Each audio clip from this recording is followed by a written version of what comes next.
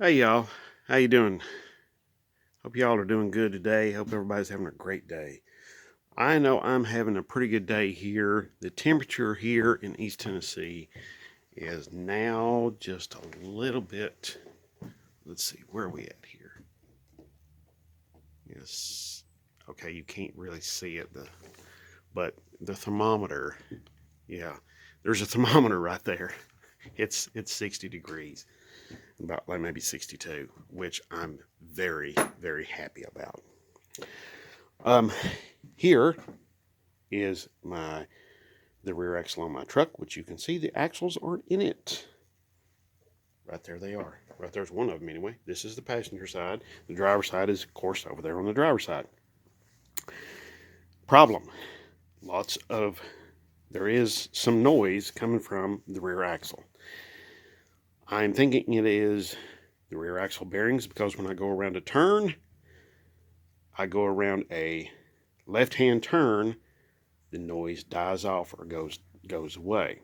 I go around a right-hand turn, the noise doesn't go away. It actually increases just a little bit. So I'm thinking my axle bearings are bad. Matter of fact, here's one of them, and the other one is over there on the table. And I'm just going to go ahead and say it before you do a job like this. You need to have a puller set similar to this. You can either buy these, rent these, borrow them, whatever the case may be. So here is the other side. There is the slide hammer puller. There's the other axle right there. I've made myself a nice little mess here, haven't I? Yes.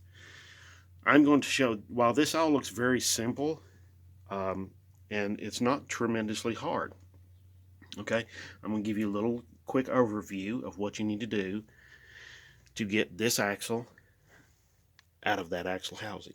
Oh, and one more thing. One more crucial little bit of information. I don't know if you can see it or not. Let's see, let's go over here so you can see a little bit better. The gas tank's not in the way. Let me get a light too. I should have already done that.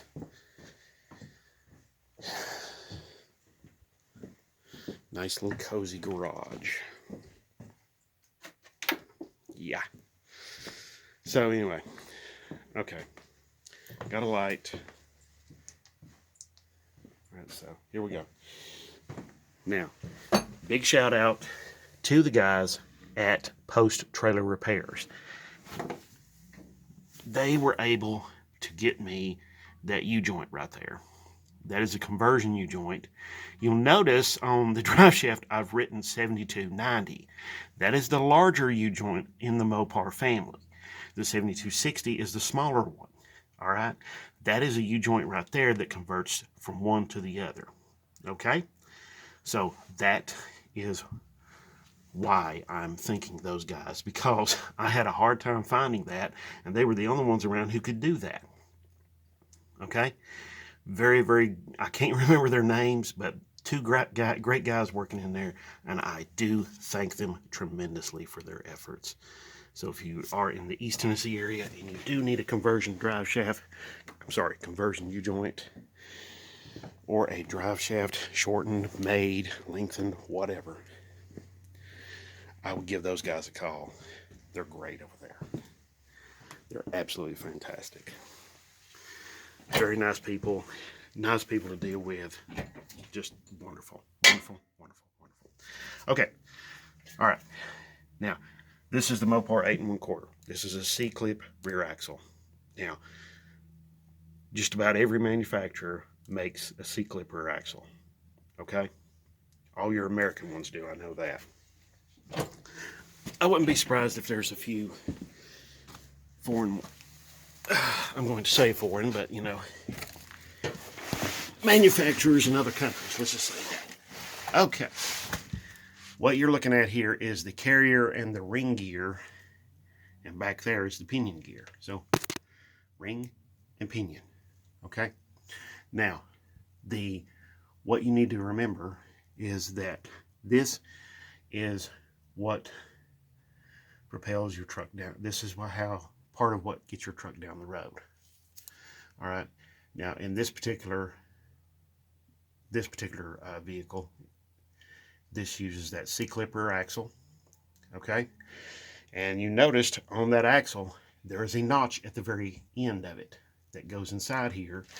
And let me get these spider gears back to where they're supposed to be, and I will show you what I'm talking about. Okay, so we'll just put the light, sorry about that, put the light right there. All right, so here's one spider gear. You got your side gears right here. Your spider gears are right there. Let's see, where's my magnet? I had a magnet under here. Let's get that. Now that's one of your C-clips right there. That guy right there is what holds the axle in. Okay. Now this is pretty strong steel. I've never seen one break or come out, you know, just by itself. However, there was a time, you know, where there were some vehicles that were having trouble with that. So.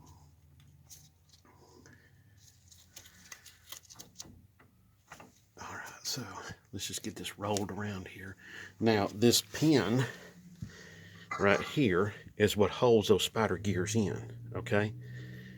All right, and that bolt right there, that holds that pin in, okay? It goes through the carrier, not in this particular place, but on the other side. See, so we're gonna have to roll this around here so I can get that spider gear out. See how it's hanging out? All right, so that's one spider gear. I've got to put it back, so I'm gonna roll this back. This is just part of what you got to deal with when you're doing this. Okay. Now you noticed while I was doing this, I was rolling this ring gear. That pinion gear was turning too, and so was the drive shaft. So let's see if I can get this in here without too much hassle. Maybe, possibly, hopefully.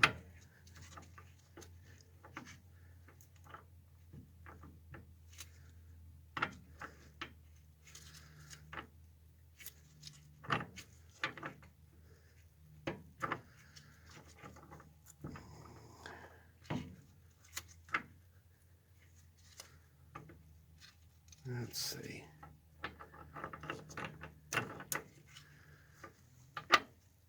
Okay. See, I like to leave these in here, but I accidentally turned the axle and then these guys popped out, both of them. See, this is getting cocked in here. I don't know why exactly.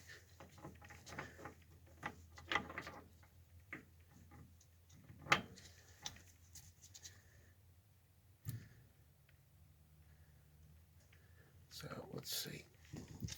Can I do it like this?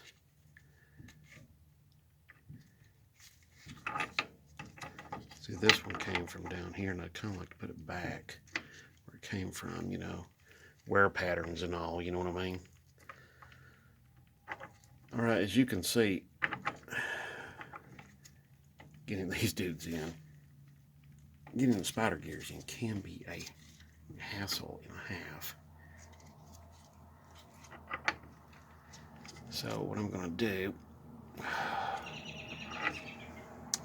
is off camera, I'm going to get this thing back in. So I'm going to come back to you with a part 2 to this, okay? All right. I appreciate everybody for watching. And if you have any comments, questions, or even ideas, or even criticism, let me know, okay? Put it down in the comment section below. Thank you very much, and God bless.